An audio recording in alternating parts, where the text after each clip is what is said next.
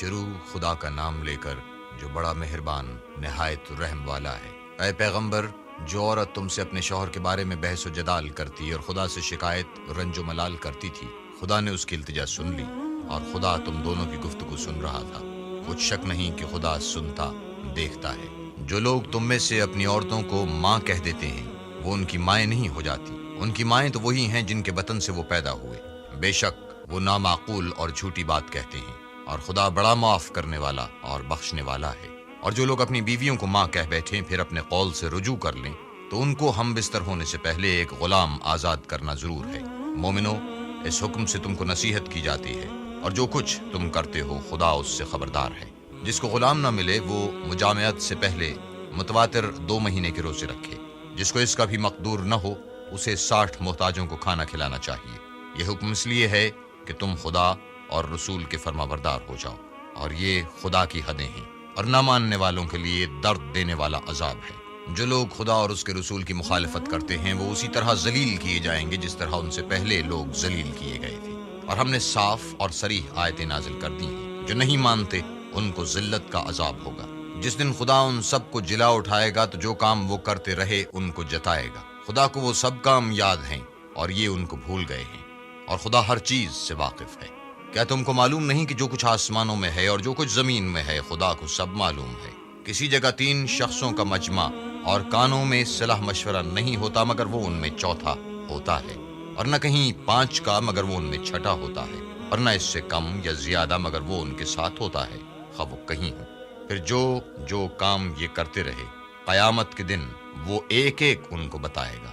بے شک خدا ہر چیز سے واقف ہے۔ کیا تم نے ان لوگوں کو نہیں دیکھا جن کو سرگوشیاں کرنے سے منع کیا گیا تھا، پھر جس کام سے منع کیا گیا تھا پھر وہی کرنے لگے؟ اور یہ تو گناہ اور ظلم اور رسول خدا کی نافرمانی کی سرگوشیاں کرتے ہیں۔ اور جب تمہارے پاس آتے ہیں تو جس کلمے سے خدا نے تم کو دعا نہیں دی اس سے تمہیں دعا دیتے ہیں، اور اپنے دل میں کہتے ہیں کہ اگر یہ واقعی پیغمبر ہیں تو جو کچھ ہم کہتے ہیں خدا ہمیں اس کی سزا کیوں نہیں دیتا؟ اے پیغمبر، ان کو دوزخ ہی کی سزا کافی ہے، یہ اسی میں داخل ہوں گے اور وہ بری جگہ ہے۔ مومنو، جب تم آپس میں سرگوشیاں کرنے لگو تو گناہ اور زیادتی اور پیغمبر کی نافرمانی کی باتیں نہ کرنا، بلکہ نیکوکاری اور پرہیزگاری کی باتیں کرنا، اور خدا سے جس کے سامنے جمع کیے جاؤ گے ڈرتے رہنا۔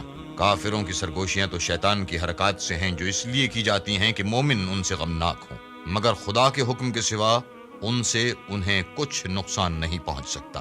تو مومنوں کو چاہیے کہ خدا ہی پر بھروسہ رکھیں۔ مومنو، جب تم سے کہا جائے کہ مجلس میں کھل کر بیٹھو تو کھل کر بیٹھا کرو، خدا تم کو کشادگی بخشے گا۔ اور جب کہا جائے کہ اٹھ کھڑے ہو تو اٹھ کھڑے ہوا کرو۔ جو لوگ تم میں سے ایمان لائے ہیں اور جن کو علم عطا کیا گیا ہے خدا ان کے درجے بلند کرے گا، اور خدا تمہارے سب کاموں سے واقف ہے۔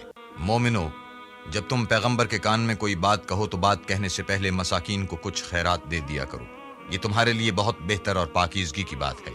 اور اگر خیرات تم کو میسر نہ آئے تو خدا بخشنے والا مہربان ہے۔ کیا تم اس سے کہ پیغمبر کے کان میں کوئی بات کہنے سے پہلے خیرات دیا کرو ڈر گئے؟ پھر جب تم نے ایسا نہ کیا اور خدا نے تمہیں معاف کر دیا تو نماز پڑھتے اور زکوٰۃ دیتے رہو، اور خدا اور اس کے رسول کی فرما برداری کرتے رہو، اور جو کچھ تم کرتے ہو خدا اس سے خبردار ہے۔ بھلا تم نے ان لوگوں کو نہیں دیکھا جو ایسوں سے دوستی کرتے ہیں جن پر خدا کا غضب ہوا؟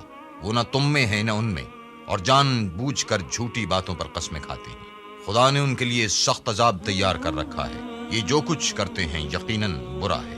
انہوں نے اپنی قسموں کو ڈھال بنا لیا اور لوگوں کو خدا کے رستے سے روک دیا ہے، سو ان کے لیے ذلت کا عذاب ہے۔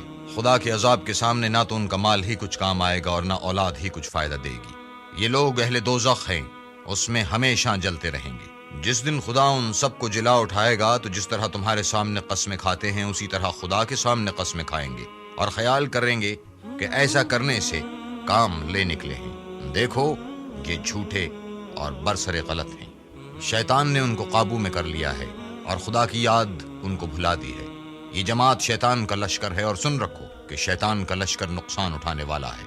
جو لوگ خدا اور اس کے رسول کی مخالفت کرتے ہیں وہ نہایت ذلیل ہوں گے۔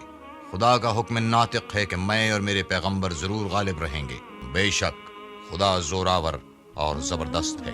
جو لوگ خدا پر اور روز قیامت پر ایمان رکھتے ہیں تم ان کو خدا اور اس کے رسول کے دشمنوں سے دوستی کرتے ہوئے نہ دیکھو گے، خواہ وہ ان کے باپ یا بیٹے یا بھائی یا خاندان ہی کے لوگ ہوں۔ یہ وہ لوگ ہیں جن کے دلوں میں خدا نے ایمان پتھر پر لکیر کی طرح تحریر کر دیا ہے، اور فیض غیبی سے ان کی مدد کی ہے، اور وہ ان کو بہشتوں میں جن کے تلے نہریں بہہ رہی ہیں داخل کرے گا، ہمیشہ ان میں رہیں گے، خدا ان سے خوش اور وہ خدا سے خوش۔ یہی گروہ خدا کا لشکر ہے، اور سن رکھو کہ خدا ہی کا لشکر مراد حاصل کرنے والا ہے۔